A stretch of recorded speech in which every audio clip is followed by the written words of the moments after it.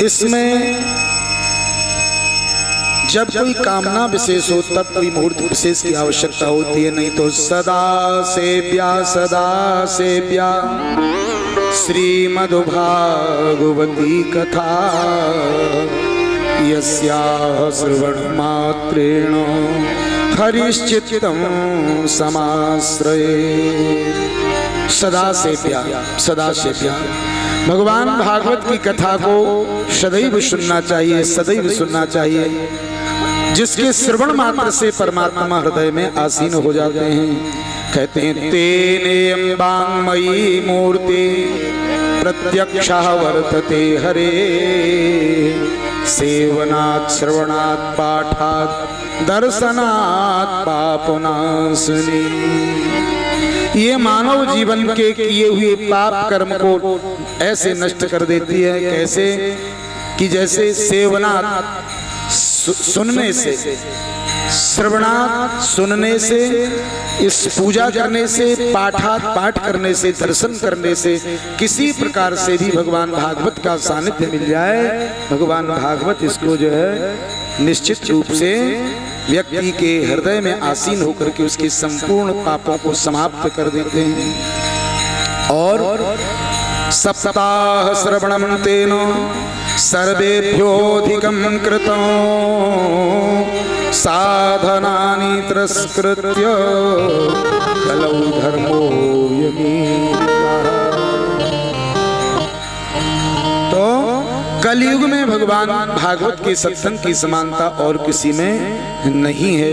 इस प्रकार से जैसे ये चर्चा की जा रही थी कि उसी समय गंगा के तट पर माता भक्ति का प्रादुर्भाव हो गया और उस सभा मंडप के मध्य में माता भक्ति अपने दोनों पुत्रों के साथ नृत्य करते हुए भगवान के नामों का उच्चारण करने लगी। क्या भक्ति सुतौ तौ तरुणौ गृहीत्वा प्रेमैक रूपा सहसा विलासी। भक्ति सुतौ तौ तरुणौ गृहीत्वा प्रेमैक रूपा सहसा विलासी। श्री कृष्ण गोविंद हरे मुरारे नाथेति नामानि मोहर्भवन्ति। श्री कृष्ण गोविंद हरे मुरारे नाथेति नामानि मोहर्भवन्ति। भक्ति सुतौ तौ तरुणौ गृहीत्वा प्रेमैकी रूपा सहसा विलासी। भक्ति सुतौ तौ तरुणौ गृहीत्वा प्रेमैकी रूपा सहसा विलासी। श्री कृष्ण गोविंद हरे मुरारे हे नाथेति नामानि मोहर्भवन्ति। श्री कृष्ण गोविंद हरे मुरारे नाथेति नामानि मोहर्भवन्ति। श्री कृष्ण गोविंद हरे मुरारे हे नाथ नारायण वासुदेव। इस प्रकार माता भक्ति ज्ञान और वैराग्य के साथ जैसे ही सभा मंडप में नृत्य करते हुए नामों का उच्चारण करने लगी तो पूरे सभा मंडप में आश्चर्य हुआ। अरे ये क्या? तब तो स्वयं भक्ति ने आकर के सनकादिक ऋषियों के समीप महाराज निवेदन किया है, क्या भगवत आज आपने मुझे कथा रस का पान करा करके परिपुष्ट कर दिया। भवत विरदेव कृतास्मि पुष्टा कलिक प्रनिष्ठापि कथा रसेनो। मैं तो कलयुग ने मुझे नष्ट प्राय कर दिया था, लेकिन श्रीमद् भागवत भगवान के रस को पिला करके आपने पुनः परिपुष्ट किया है।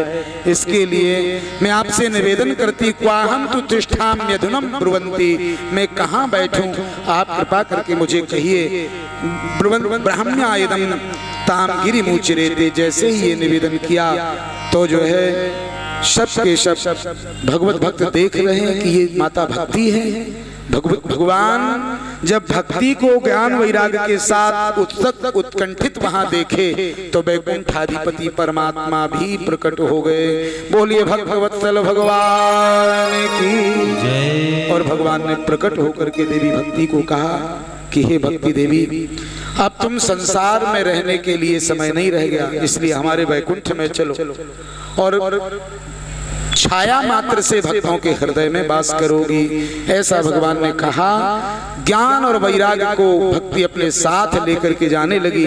भगवान से भक्तों ने निवेदन किया, प्रभु आपकी जय हो, जय हो, जय हो। शंख ध्वनि होने लगी, जय जयकार होने लगी। तब तो भगवान ने भक्तों से कहा कि तुम्हें चाहिए क्या, जो इच्छा हो सो मांग लो। तब तो भक्तों ने एक स्वर में सभी ने निवेदन किया कि भगवान जब जब जहां जहां आपकी कथा हो आप वहां अवश्य दर्शन दें। तो भगवान ने आश्वासन दिया, हम अवश्य प्रकट होंगे। अब ये अलग बात है, कलयुग में मुझे व्यक्ति पहचाने न पहचाने, लेकिन कथा के मध्य में मेरा प्रादुर्भाव होता रहेगा। तो भगवान किसी न किसी रूप में अवश्य प्रकट होते हैं। इस कली काल में भगवान भागवत सप्ताह ज्ञान यज्ञ के मध्य में भक्तों को प्राप्त होते मिलते हैं। अब पहचानने की बात है, उसके लिए बहुत सुकृत की आवश्यकता होती है। स्वरूप से भगवान उन तीनों को अपने धाम वैकुंठ में ले गए हैं और अब भाव मात्र से ही भक्ति ज्ञान और वैराग्य लोगों के जीवन में प्रतिष्ठित रहता है। इस समय हम भाग्यशाली हैं कि हमारे मध्य में हमारे श्री समधी साहब पधारे हैं, मेहमान आए हैं और हम आदर करते हैं, स्वागत करते हैं और आशा है कि आज वो यहाँ विश्राम करेंगे दिनारा। तो अभी क्या है कि लगभग 7 बजे तक का समय है, तो लगभग 1 घंटे का समय यहाँ और है। इसके बाद हम यहाँ से इस कार्य में संपन्न करके और घर चलेंगे।